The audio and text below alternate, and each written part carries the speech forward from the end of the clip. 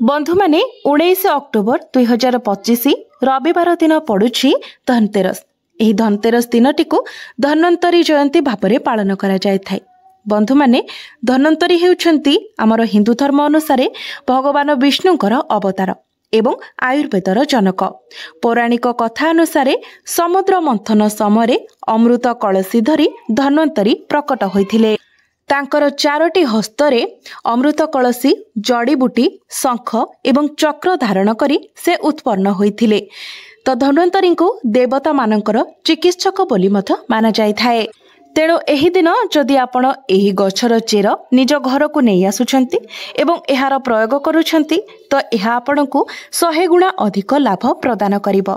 तो बंधु माने आसंतु जानिबा सेही चेरमूली विषय जो चेरमूली को आपण एही धनतेरस दिन रे घर को आनिबा द्वारा आपणकु अनेक फायदा प्राप्ति हेबो।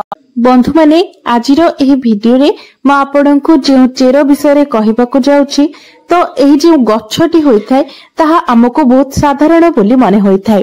कारण एही गछटी बहुत सहजरे प्रत्येक स्थान रे मिल जाय थाय। आमे समस्ते एही गछ सहित परिचित अटे एवं एही गछ आम पाई बहुत साधारण मध्य अटे। मात्र एहार गुण असाधारण अटे जहाँकि आम समस्तंको जणा नथाए। बंधु माने जदि आपण थरे भी एहार चमत्कारी गुण जानि जानती तो निश्चित भाबरे एही गछटी को आपण आ साधारण गछ बोली भाबिबे नाही। कारण एहा आपणको जीवन को संपूर्ण भाबरे बदलाई देबो।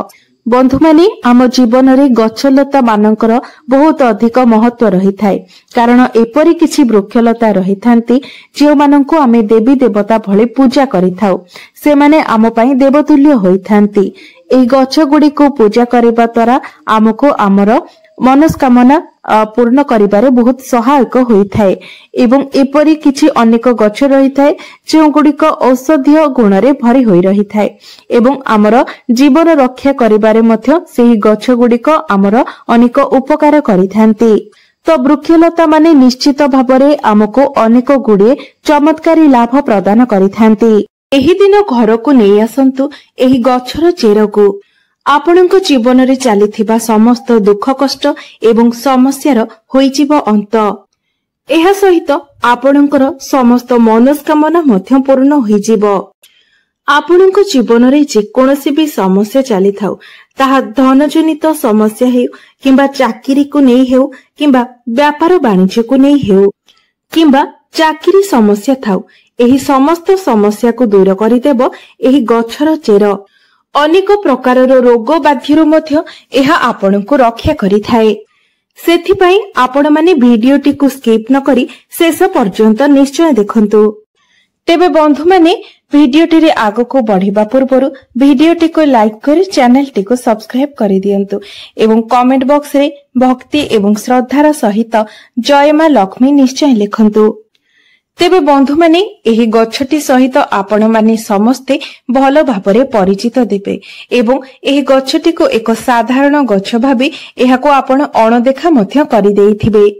एमिति कि जदि आपणकर घर पाखरे एही गछ उठिथिबो तेबे आपण एही गछ को अनाबना गछ भाबी ओपाडी की फोपाडी मध्य देइथिबे। तेबे बंधु माने आपण माने जानि रखिबा उचित जे एहा कोनोसी अनाबना गछ नुहे।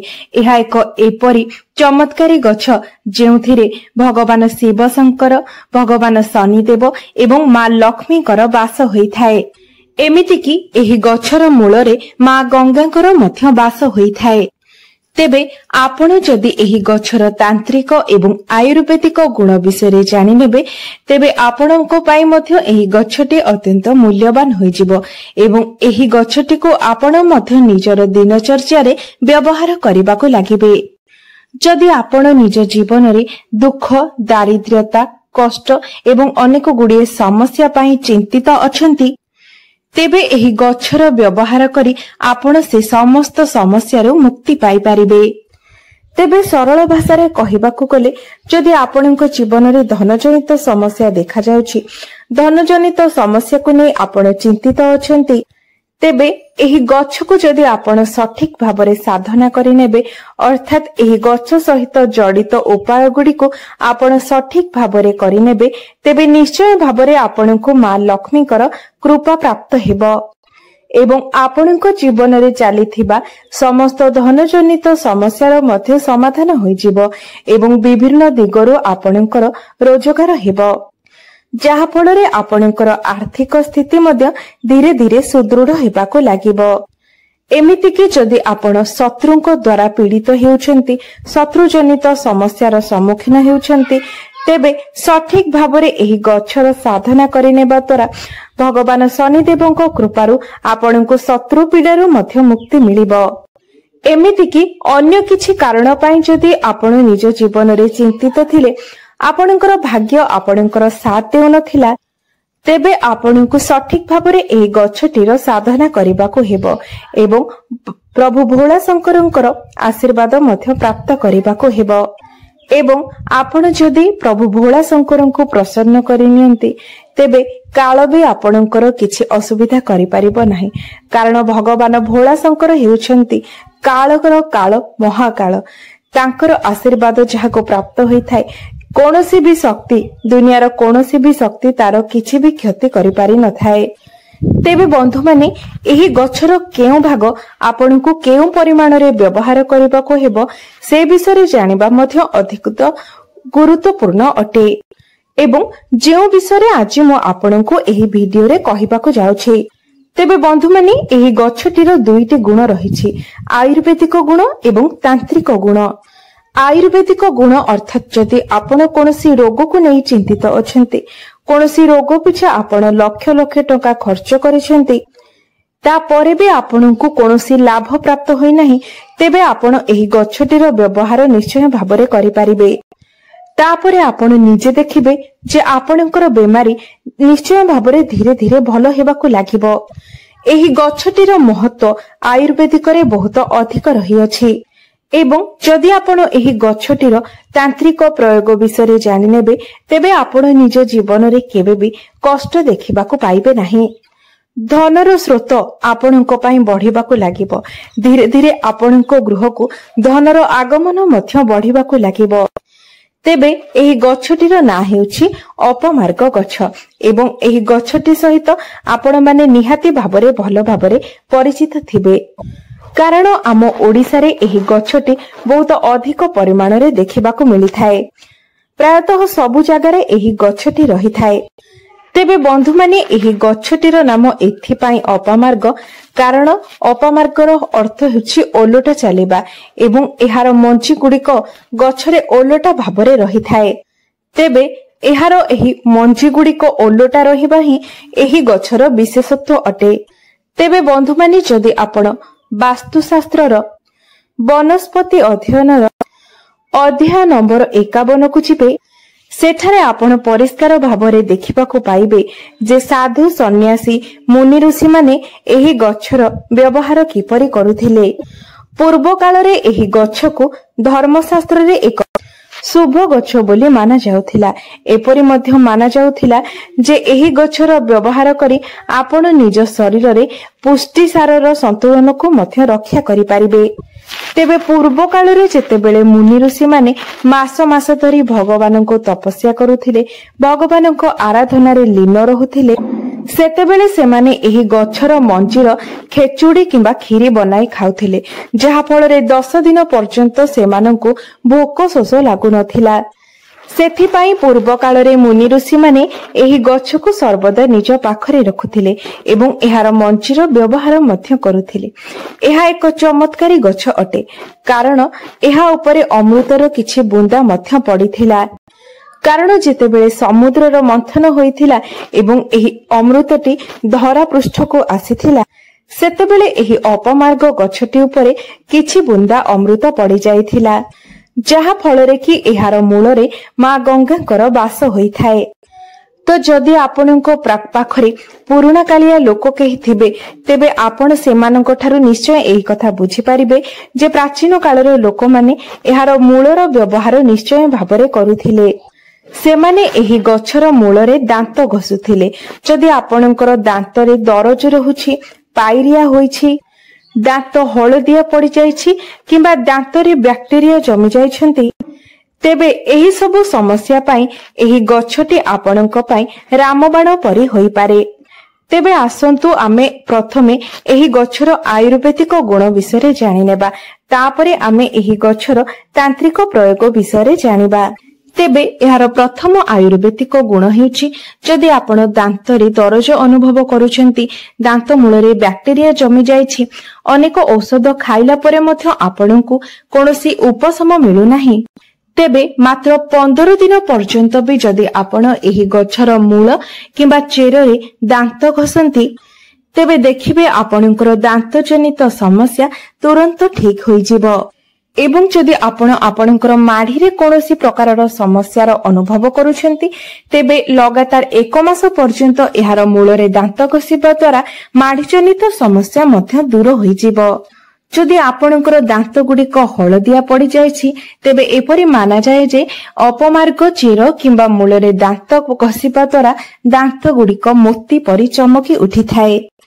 बंधु माने आजिका जुगरे अनेक लोकंकर आंठुगोटी जनित समस्या देखिबाकू मिलुछि। अनेक लोकंकर आंठु गंठी रे जंत्रणा अनुभव हेउछि एवं अनेक औषध एवं तैलर व्यवहार परे मध्य सेथिरे कोनोसी उपशम मिली पारु नाही। तेबे एपरि परिस्थिति रे एही गछर प्रयोग ही आपनकु निश्चय भाबरे उपशम प्रदान करि परिबो।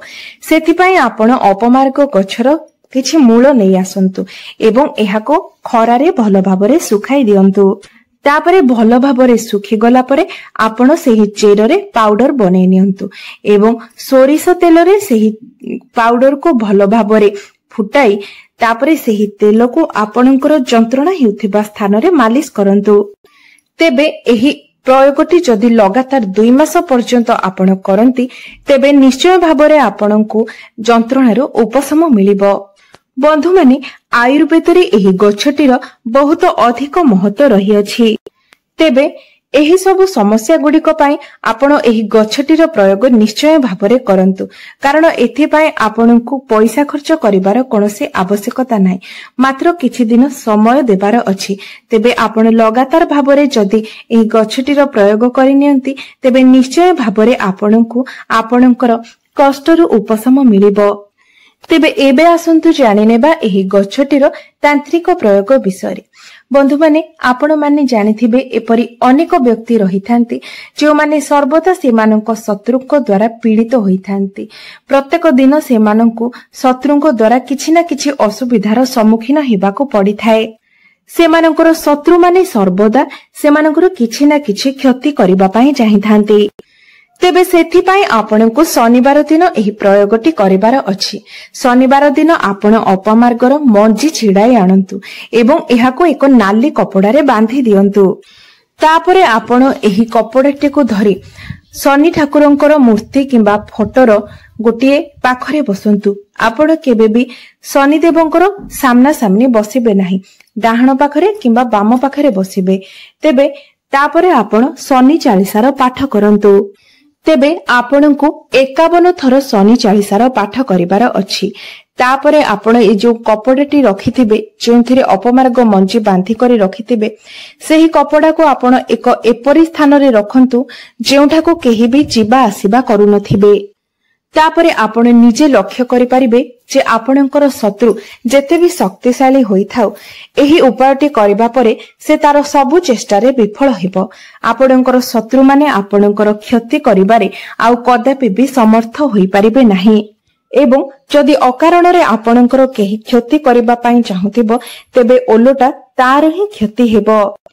द्वितीय रे जदि आपण चाहुछंती आपणकर व्यापार व्यवसाय रे उन्नति हेउ आपणको लाभ प्राप्त हेउ तेबे शुक्रवार दिन आपणको एही उपायटी करिवार अछि। शुक्रवार दिन आपण एहार मंची को छिंडाई आनंतु एवं लाल कपड़ा रे बांधी ता ऊपर किछि सिंदूर रखि दियंतु। तापरे आपण एहाको निजर व्यापार वाणिज्य स्थल रे रखि दियंतु। जेउठारे आपण पैसा रखुछंती सेही ड्रॉ रे आपण सेही कपड़ाटी को रखि दियंतु। देखिबे धीरे धीरे आपणकर व्यापार वाणिज्य रे लाभ हेबाकू लागिबो एवं धनर वृद्धि हेबाकू लागिबो। तृतीय जदि आपनकु लागुछि जे आपनको पछरे भूत प्रेतर किछि प्रभाव रहिछि, आपनको भूत प्रेत जनित समस्यार सम्मुखीन हेबाकु पडुछि किंबा आपनको उपरे तंत्र मंत्रर प्रयोग करा जायछि, कोनोसी कला जादूर प्रभाव रहिछि, तेबे आपण निश्चय भाबरे एही उपायटीर पालन करंतु। एही उपायटी करिबा परे आपनको उपरे कोनोसी भी नकारात्मक शक्तिर प्रभाव पड़िबो नाही।